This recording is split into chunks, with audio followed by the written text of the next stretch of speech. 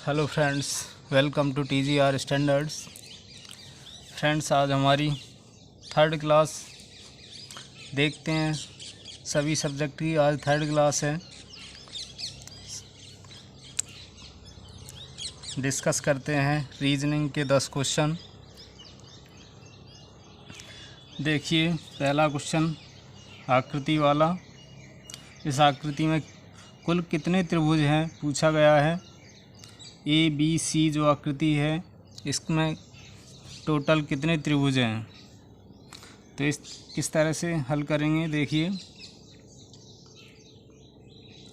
देखिए इसको अपन एक छोटा एग्जाम्पल लेके समझते हैं। शुरू में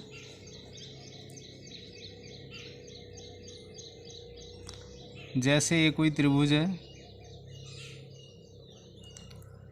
अगर इसको दो पार्ट में डिवाइड करते हैं तो इसमें देखिए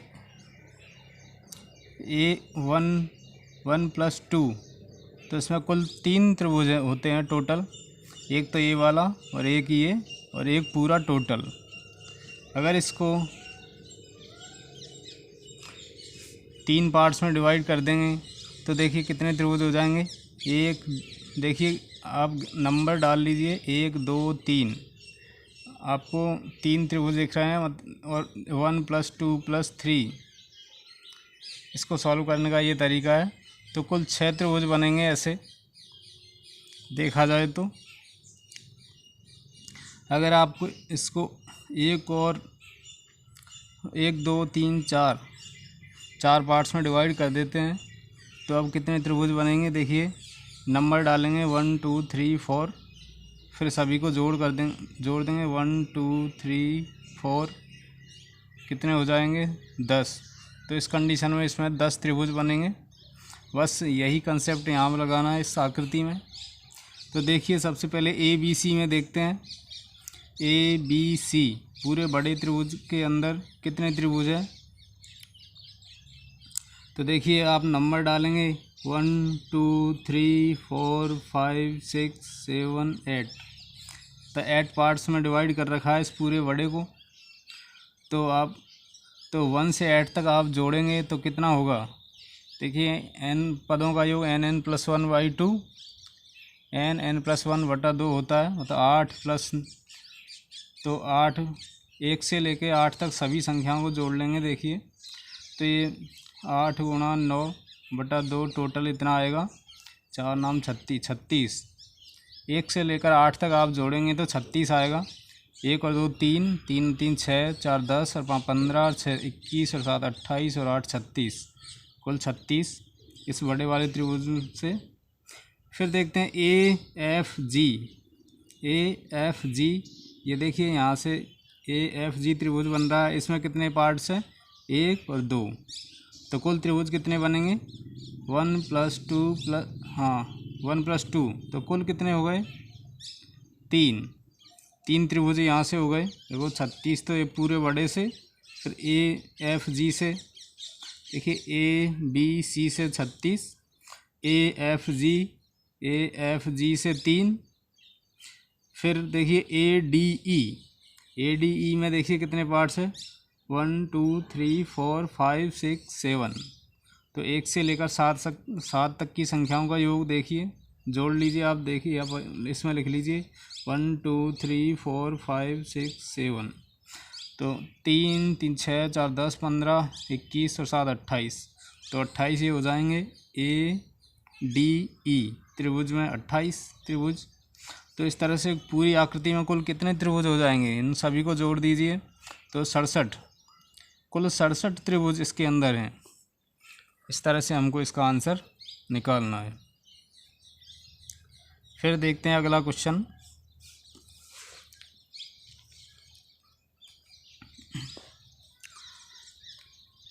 दोस्तों, आपको रीजनिंग में मैं जितना करवा रहा हूँ उससे एक्स्ट्रा आपको करने की कोई ज़रूरत नहीं है। आप ध्यान से समझिए और एक बार इन सभी क्वेश्चंस को आप भी अपने हाथ से करिए। देखते हैं सेकंड क्वेश्चन। कथन और परिकल्पनाओं का ये क्वेश्चन है। कथन और कल्पनाएं। देखिए कथन क्या है, इस पुस्तक को इस प्रकार बनाया गया है कि एक साधारण व्यक्ति भी एक अध्यापक की अनुपस्थिति में विज्ञान का अध्ययन कर सकता है। देखिए इसमें जो लिखा हुआ है, विज्ञान के अध्ययन के बारे में लिखा हुआ है कि विज्ञान के अध्ययन के लिए कोई पुस्तक है, उसको इस तरह से बनाया गया है इतनी आसान भाषा में कि उसको एक अध्यापक के बिना समझा जा सकता है, ये कथन है।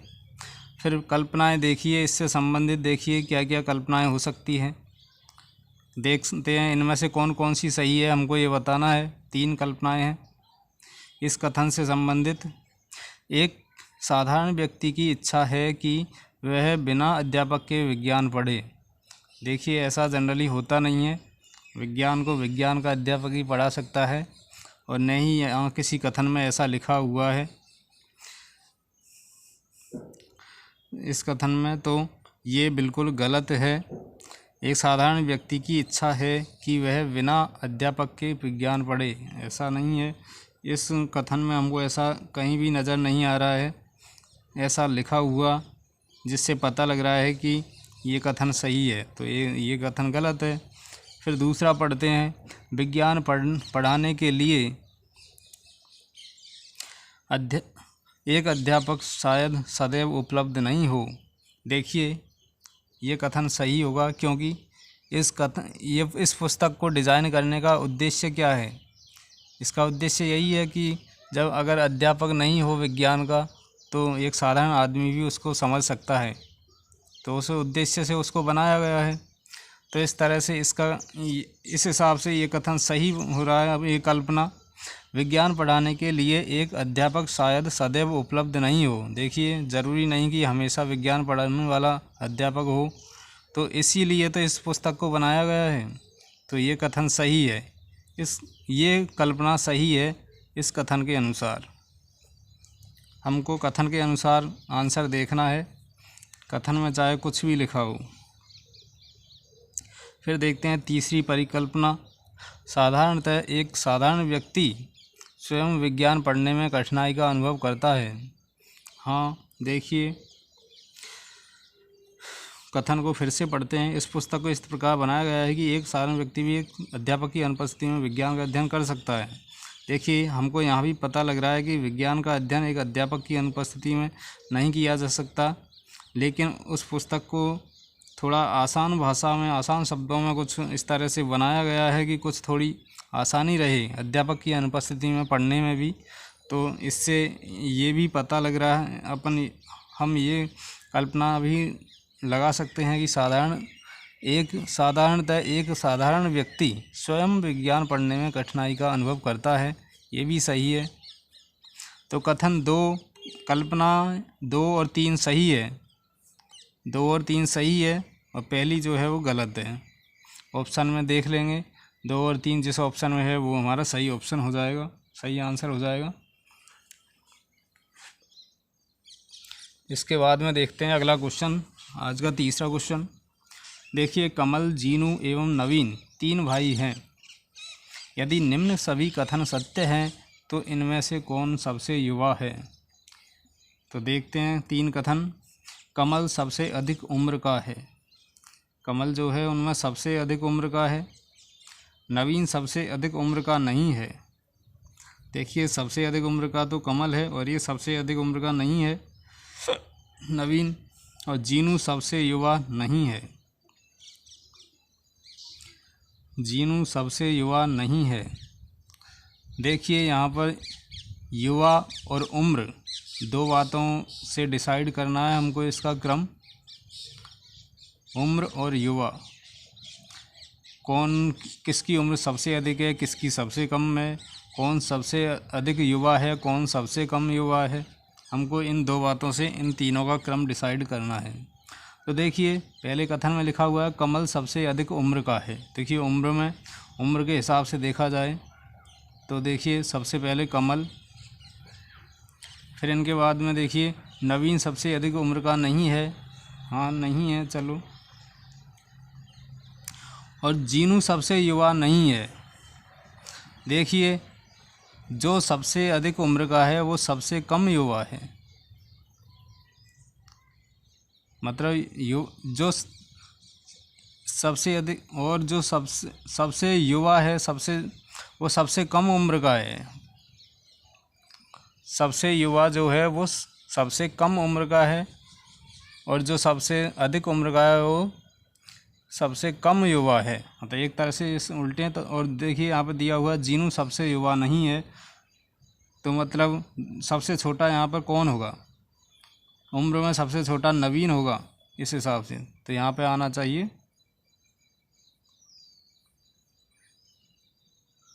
जीनू सबसे युवा नहीं है, नहीं, हाँ, सबसे, देखिए जो सबसे युवा है वो सबसे कम उम्र का होगा। तो देखिए जीनू सबसे युवा नहीं है, मतलब इनकी उम्र सबसे कम नहीं है, तो सबसे कम उम्र फिर नवीन की होनी चाहिए। कमल की तो सबसे अधिक है ही है। अब हमको देखना है इन दोनों में सबसे किसकी कम है।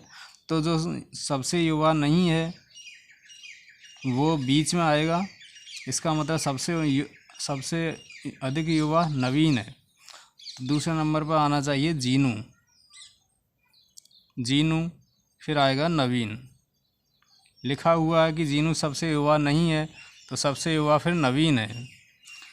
सबसे अधिक उम्र कमल की, जिससे कम जीनू की, और सबसे कम नवीन की। और ऐसे देखा जाए सबसे अधिक युवा तो नवीन, उससे कम युवा जीनू, और सबसे कम युवा कमल। हमसे क्या पूछा है, कौन सबसे युवा है? तो देखिए नवीन सबसे युवा होगा, हमारा आंसर होगा नवीन। फिर अगला क्वेश्चन देखिए, कोडिंग डिकोडिंग। देखिए सी इज़ डीप को लिखते हैं 2 4 6, स्काई इज़ ब्लू को लिखते हैं 1 4 8, सी लुक्स ब्लू को लिखते हैं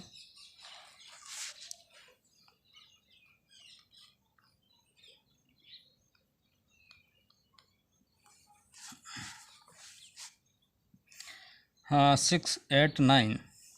तो देखिए ऐसा क्वेश्चन हमने पिछली कक्षाओं में किया है। हमारी जो 2 कक्षा हो चुकी है, आज 3rd कक्षा है। तो देखते हैं, देखिए सी 3 शब्द है, 3 अंक है, इनमें से किस शब्द का कौन सा अंक कोड है, किस शब्द का कोड कौन सा अंक है, हमको ये देखना है। देखिए तो पहले दूसरे में तुलना करते हैं। सी इज़ डीप, यहाँ पे स्काई इज़ ब्लू। देखिए इन दोनों में इज़ कॉमन है, तो एक कोई भी अंक कॉमन होगा। देखिए यहाँ पे देखो 4, दोनों में 4 मिल रहा है, तो इज़ का मतलब हमें मिल गया कि इज़ बराबर 4 है। फिर देखते हैं पहले और तीसरे में देख लेते हैं। Sea is deep, sea looks blue. देखिए यहाँ पे दोनों में सी आ रहा है, मतलब कोई ना कोई एक दोनों में देखो 6 कॉमन है, तो सी का मतलब क्या हो जाएगा, 6 है, 6 है। फिर देखते हैं सी मिल गया हमको, इज़ मिल गया, तो डीप। देखिए 4 और 6 का पता लग गया, तो डीप का मतलब 2 होगा। सी बराबर हमारे पास 6 आ ही गया। और अब क्या बच रहा है, देखिए सी यहाँ पे जो हो गया इस, और देखिए लुक्स ब्लू। देखिए इन दोनों में क्या कॉमन है, sky is blue, sea looks blue. देखिए ब्लू ब्लू इन दोनों में कॉमन है, दूसरे और तीसरे में। तो क्या चीज़ कॉमन है यहाँ पे, 8। ब्लू का मतलब हो गया 8। फिर देखिए सी और ब्लू का पता लग गया, एक बचा है। देखिए 6 और 8, 6 और 8 हमको पता है 9, 9 जो है वो लुक्स का 9 है, लुक्स बराबर 9 हो गया। अब देखिए यहाँ पे ब्लू का हमको पता लग गया 9 है, इज़ पता लग गया, स्काई बचा है, तो स्काई अब क्या क्या है, स्काई का मतलब है 1, यहाँ पे स्काई का मतलब है 1। तो हमको सभी का पता लग गया है। अब किसी का भी आंसर बता सकते हैं। देखिए हमसे पूछा है डीप का कूट बताइए, तो डीप का देखिए ये पहले कथन में डीप 3rd नंबर पर आ रहा है, डीप बराबर 2, डीप का कूट क्या है, 2 है।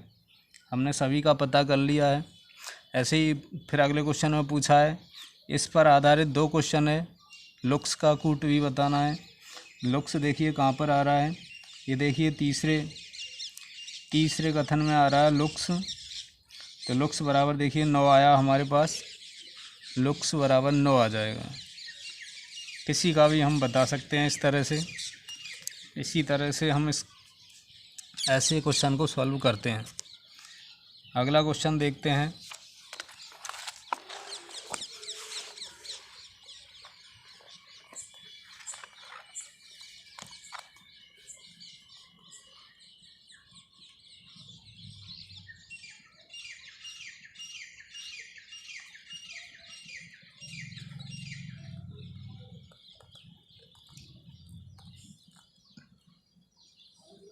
देखिए 26 नंबर, केवल एक ही आकृति में आने वाली संख्याएं बतानी है।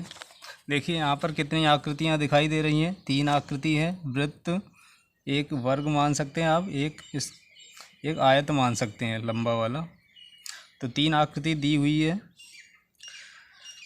हमको बताना है सिर्फ एक ही आकृति में आने वाली संख्याएं कौन कौन सी है। तो देखिए हम सभी संख्याओं को देख लेते हैं एक बार। देखिए शुरू करते हैं यहाँ से, इधर से। देखिए 9 देखिए कौन कौन सी आकृति के अंदर आ रहा है। 9 सिर्फ इस आयत के अंदर ही आ रहा है, इस लंबी वाली आकृति के अंदर ही आ रहा है 9। फिर अगर देखें 7 किस किस के अंदर आ रहा है, तो 7 इस आयत के अंदर भी आ रहा है और इस वृत्त के अंदर भी आ रहा है, दोनों के अंदर आ रहा है। ऐसे ही अगर 1 को देखें तो 1 सिर्फ वृत्त के अंदर आ रहा है। देखिए इस आयत के अंदर नहीं है और वर्ग के अंदर भी नहीं है, सिर्फ वृत्त के अंदर है 1। यहाँ पे 9 सिर्फ आयत के अंदर था, यहाँ पे 1 सिर्फ वृत्त के अंदर है। और इधर देखिए सिर्फ वर्ग के अंदर कौन सा है, 2 है, सिर्फ इस वर्ग के अंदर 2 है। और जो ये 3 जो है देखिए किस किस के अंदर है। 3 देखिए एक तो इस वर्ग के अंदर है और दूसरा इस आयत के अंदर भी है। फिर अगर 6 देखा जाए तो 6 देखिए किस किस के अंदर है, वृत्त के अंदर है और इस वर्ग के अंदर है। 8 को देखा जाए तो देखिए 8 देखिए तीनों में ही आ रहा है, केवल एकमात्र ऐसी संख्या जो तीनों में आ रही है वो 8 ही है। यहाँ पे देखिए 8 इस आयत में भी आ रहा है, 8 इस वर्ग में भी आ रहा है, 8 इस वृत्त में भी आ रहा है। तो तीनों आकृतियों में आने वाली संख्या 8। और अब ये 4 देखिए किस किस में आ रहा है, इस आयत में नहीं है, वर्ग और वृत्त में आ रहा है 4। तो देखिए 2 आकृतियों में आने वाली संख्या कौन कौन, हमसे तो पूछा है सिर्फ एक आकृति में आने वाली संख्याएं बताओ। तो पहले हम देख लेते हैं। देखिए एक आकृति में आने वाली, देखिए एक तो 9 है, सबसे पहले हमने देखा था, फिर 1 है, फिर ये 2 है। तो ये 3 संख्याएं हैं जो सिर्फ एक आकृति में आ रही है। 9 तो आयत में आ रहा है, 1 वृत्त में आ रहा है और 2 सिर्फ वर्ग में आ रहा है। सिर्फ एक आकृति में आने वाली संख्याएं हैं। कौन कौन सी संख्याएं, 9, 1 और 3, 2 सॉरी 9, 1 और 2, ये संख्याएं सिर्फ एक आकृति में ही आ रही है। अगर हमसे पूछा जाता 2 आकृतियों में कौन कौन सी आ रही है, तो कौन कौन सी आ रही है बताइए। हमने अभी सभी को देखा था। देखिए 6 और 4, 6, 4 और 7 और 3, 6 देखिए 6, 4, 3, 7, ये वो संख्याएं हैं जो 2 आकृतियों में आ रही है। देखिए 7 आयत के अंदर आ रहा है, वृत्त के अंदर आ रहा है, 6 वृत्त के अंदर आ रहा है, वर्ग के अंदर आ रहा है, और 3 वर्ग के अंदर है और आयत के अंदर है, 4 वृत्त के अंदर है और वर्ग के अंदर है। तो ये दो आकृतियों में आने वाली संख्याएं यहाँ पे 4 है, 6, 3, 4, 7 ये। और तीनों में आने वाली सिर्फ एक ही संख्या है, वो है 8। तो इस तरह से हमसे किसी भी तरह से क्वेश्चन पूछा जाए तो हम बता सकते हैं। हमसे यहाँ सिर्फ एक ही आकृति में आने वाली संख्याएं पूछी है, तो ये आंसर हो जाएगा 9, 1, 2, ये संख्याएं सिर्फ एक ही आकृति में है। फिर अगला क्वेश्चन देखते हैं अभिकथन और कारण का। देखिए कथन और उससे रिलेटेड कारण दिया होता है, इसमें पूछते हैं कि कथन सही है। इसमें ऑप्शन होते हैं कथन सही है और कारण भी सही है, और कारण कथन की सही व्याख्या करता है या नहीं करता है, या फिर कथन सही है कारण गलत है, कारण सही है कथन गलत है, कुछ इस तरह से ऑप्शन होते हैं। तो देखिए टीके बीमारियों को रोकते हैं, ये कथन है हमारे पास, टीके बीमारियों को रोकते हैं, सही है। देखिए तो फिर देखते हैं कारण पढ़ते हैं। टीके बच्चों को दिए जाने चाहिए, टीके बच्चों को दिए जाने चाहिए। देखिए टीके बीमारियों को रोकते हैं। और देखिए सबसे ज़्यादा बीमारियां किन को घेरती है, छोटे बच्चों को। तो देखिए अगर टीके बीमारियों को रोकते हैं तो बच्चों को टीके लगाने चाहिए, टीके बच्चों को दिए जाने चाहिए। तो देखिए पहला कथन सही है और यहाँ पे कारण भी सही है, और ये कथन की सही व्याख्या भी करता है, क्योंकि यहाँ पे दिया हुआ है कि टीके बीमारियों को रोकते हैं। अगर बीमारियों को रोकते हैं तो टीके बच्चों को दिए जाने चाहिए, तो टीके लगाने चाहिए। तो देखिए दोनों कथन सही है, और जो कारण है वो इस कथन की व्याख्या भी करता है। हमको ये सही आंसर है। फिर देखते हैं इसके बाद अगला क्वेश्चन।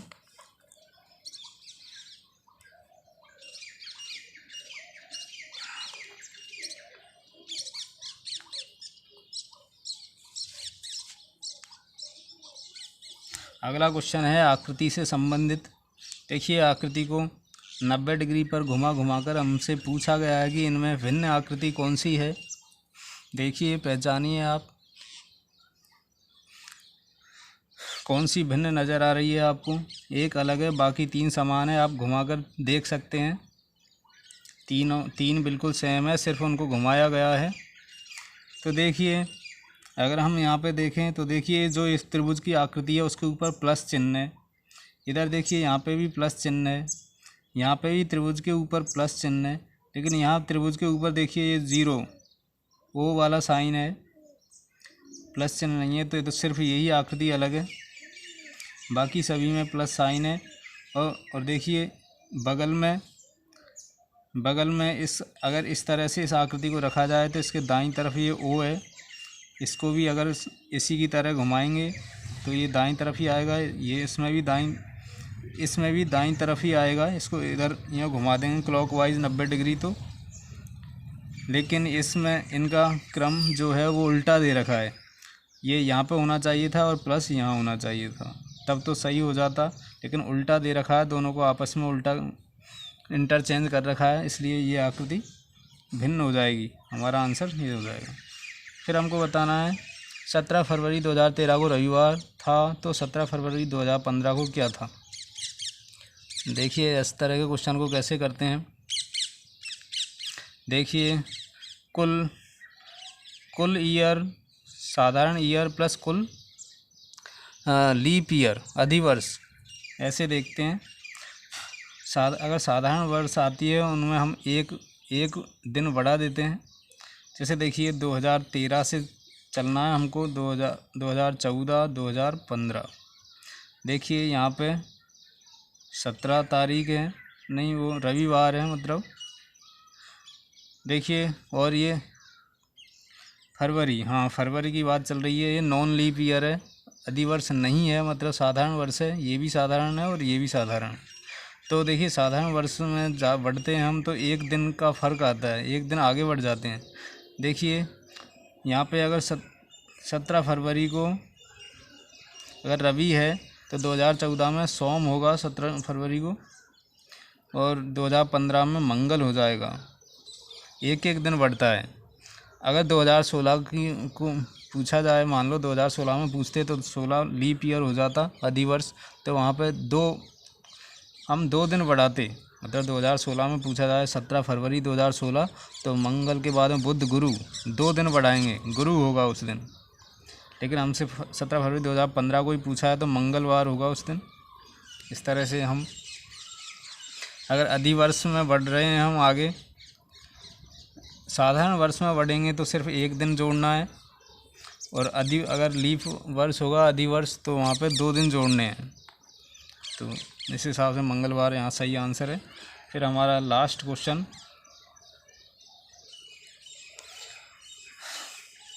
कथन और निष्कर्ष का। देखिए कथन और निष्कर्ष, जिसको इंग्लिश में सिलोजिज्म बोलते हैं। क्वेश्चन आसान ही होता है, देखिए समझने का है वैसे थोड़ा। कुछ पुस्तकें मेज हैं, देखिए इसको वेन डायग्राम की सहायता से करते हैं। कुछ देखिए पुस्तकें, मान लीजिए ये पुस्तकें हैं, तो इसमें से कुछ पुस्तक जो है वो क्या है, मेज़ हैं। आप लिख दो एक, मतलब ये कुछ जो है पुस्तक वो मेज़ हैं। ये पूरी तो पुस्तक है, इसमें से इतनी वाली जो पुस्तक है वो मेज़ हैं, कुछ पुस्तक। फिर दिया हुआ कुछ मेज़ हैं दर्पण हैं, कुछ मेज़ हैं दर्पण हैं। देखिए इन मेज़ों में से कुछ मेज़ ऐसी है जो दर्पण है। देखिए अब ज़रूरी नहीं कि ये वाली मेज़ें ही दर्पण हो, कोई हो सकता है यहाँ वाली भी हो, या ये निश्चित नहीं है। कि सिर्फ ये मेज़ ही दर्पण है, ये अभी अनिश्चित है। कुछ मेज़ें दर्पण है, देखिए दर्पण लिख लेते हैं। फिर ये तो हमारा वेन डायग्राम हो गया इन कथनों से। अब हमको निष्कर्ष बताने हैं कौन कौन से निष्कर्ष सही है इससे। कुछ दर्पण पुस्तकें हैं, देखिए कुछ दर्पण पुस्तकें हैं। देखिए अगर इस दर्पण को हम यहाँ पे बनाते मान लो, तो तब तो कुछ दर्पणों के अंदर पुस्तक आ जाते, कुछ दर्पण पुस्तकें हैं, कुछ दर्पण पुस्तक हो जाते। लेकिन ये ज़रूरी नहीं है, कुछ दर्पण पुस्तकें हो सकता है और नहीं भी हो सकता। तो इस तरह से दोनों तरह की संभावना बनने के कारण ये कथन गलत हो जाएगा। कुछ दर्पण पुस्तकें हैं, देखिए हो भी सकता है, नहीं भी हो सकता, दोनों तरह की संभावना है यहाँ पे, तो ये गलत है। सभी पुस्तकें दर्पण हैं, सभी पुस्तकें दर्पण हैं, ये भी नहीं हो सकता। सभी पुस्तकें दर्पण हैं, ये भी कथन निष्कर्ष गलत है। सभी पुस्तकें दर्पण नहीं हो सकती।